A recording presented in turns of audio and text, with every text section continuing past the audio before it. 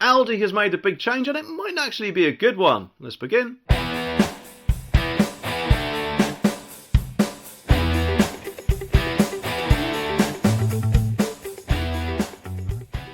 Now, obviously, quite a lot of people go to Aldi as they are often voted as the lowest priced supermarket, but they are about to make a change, and at this time it is only in London, but it could be rolled out across all their stores nationwide if they are successful at it. And why is it such a bad idea? Don't get me wrong, for a lot of people out there it probably would be quite a good idea. They might like it, but for a select number of people, especially Aldi employees, they might not actually find it so good at all. And that is because they appear to be following Amazon Fresh stores, and for those who don't know, that is where you go into the store, scan an app, pick what you want and just walk out without even paying at all, and apparently your card will automatically get charged. And whilst that does sound really good convenience-wise, it is obviously not good for employee-wise because they're going to need less employees, and of course, let's face it, there are bound to be 1 or 2 hours on the way which customers could actually get charged maybe quite a lot for items which they picked up and put down. Especially, of course, for whatever reason, if they don't actually detect you putting the item back.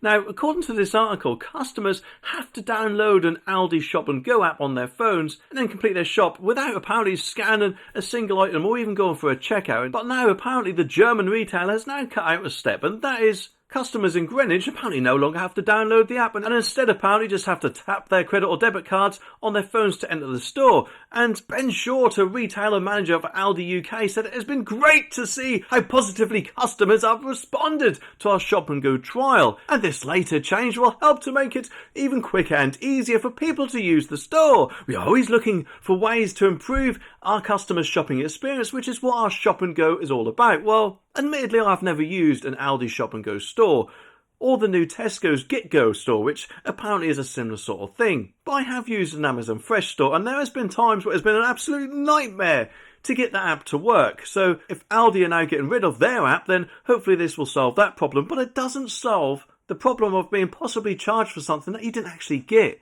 You picked up and put back down and said, "No, I'm not buying that giant Snickers bar, I need to think of my diet." But the thing is, with the app, I'm sure it would be very similar to Amazon's, where it gave you a list and said, "I didn't buy that." But if you haven't got the app or it doesn't actually connect to the app, then that surely would leave it more frustrating to people if they were overcharged. Unless, of course, I guess they could email you a receipt and then go through that way. But surely, either way, it's surely going to be much more of a pain in the bum than either just going to a till with a real person on it who scans your items, or using a self-serve checkout if you, I don't know, wonder what it actually feels like to work for Aldi. Because let's face it, when you're using a self-serve checkout, you're basically doing a checkout operator's job, but you're just not being paid for it. But it's no wonder why Aldi, Tesco and Amazon are doing these sort of things, is it? Because it's going to cut down on quite a lot of costs, I'm guessing. But how would it actually work in bigger superstores? I mean, that surely is going to be the next thing. You can just see it coming down the line, can't you? But what about some OAPs and other people who are not technologically minded? I mean, so surely something like this is just going to be a nightmare for them,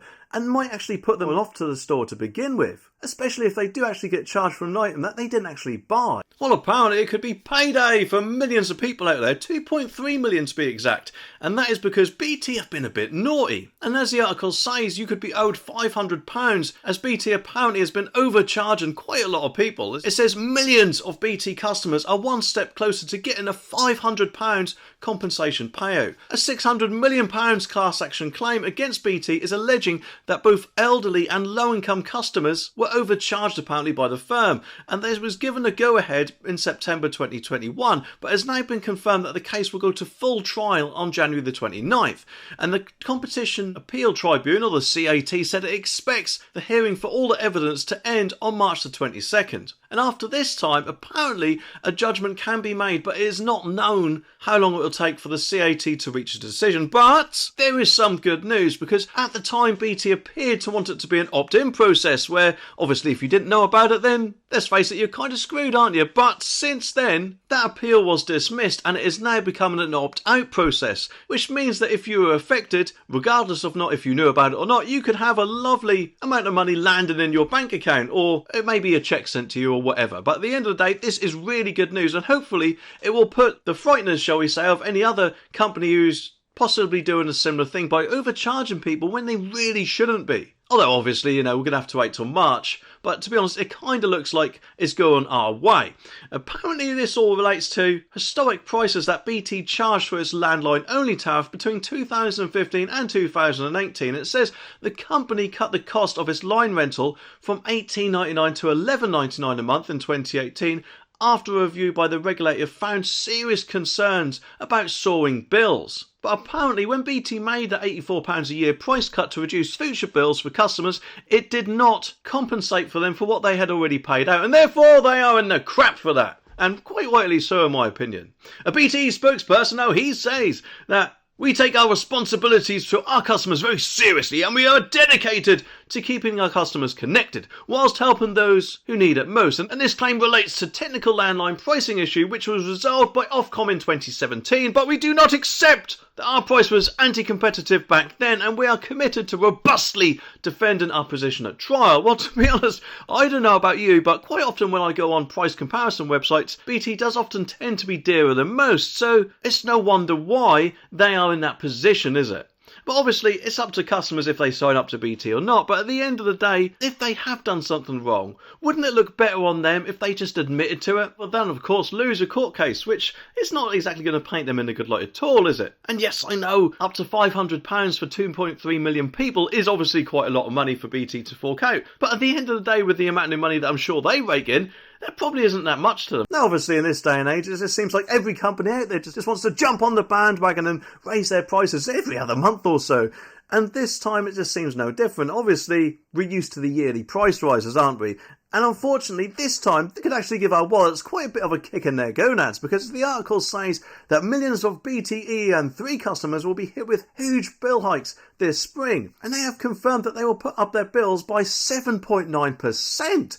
I don't know about you, but personally, if I sign up for a contract, I don't think they should be actually allowed to raise our bill. Surely, if I remember rightly, that never actually used to be the case, and if you signed up for something for 24 months, that would be the price. And yes, I know companies have to pay increasing costs like staff wages each year and other costs like that, but at the end of the day, they get new customers all the time, don't they, who could then pay those extra costs.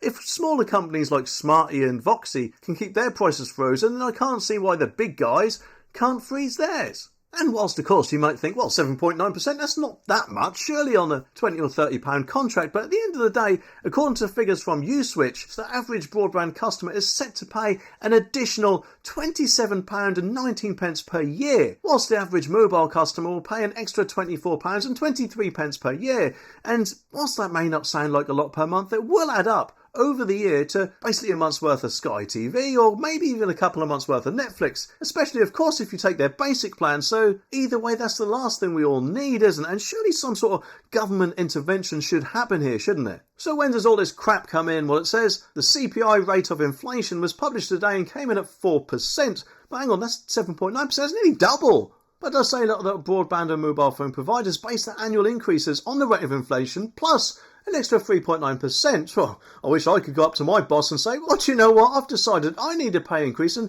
I'm basing my increase on the price of inflation plus an extra 10%. Because why not, eh? But just think how much profit these guys will actually make, especially as it will come into effect for millions of people who have signed up to their contracts, whether they're fixed or not, because quite often in those contracts they do actually put clauses in there where they can make these sort of rises, and this will unfortunately come into effect from March the 31st. But it does also say that not every company out there puts up their prices, because Sky Mobile, for example, has opted to increase its bills below the rate of inflation by an average of just 3%. So surely this is up to each and individual companies if they want to raise their prices or not. But the good news is that in the future, providers can actually be banned from leaking price rises to runaway inflation figures under new proposals from Ofcom. Well, it's about time, isn't it? And the regulator said that mobile and phone broadband customers were being hit with the mid-contract rises that they found difficult to understand, and instead providers are encouraged to explicitly spell out each exact amount in pounds and pence, which, to be honest, yeah, we shouldn't need a calculator to figure out what our bills will go up by. They should just tell us, shouldn't they? It's just absolutely ridiculous in my opinion. And you know what? It's surely nothing but a massive slap in the face to us loyal customers who want nothing more but a good deal. I mean, new customers often get them, don't they? But it just seems like for the rest of us out there, we just get hit with these rises. It's absolutely mental. Although, of course, the good thing is that if your contract is up, you can ring them up and go, I don't bloody think so. You either give me a good deal or I am buggering off to another company, thank you very much. And that personally is what I would do.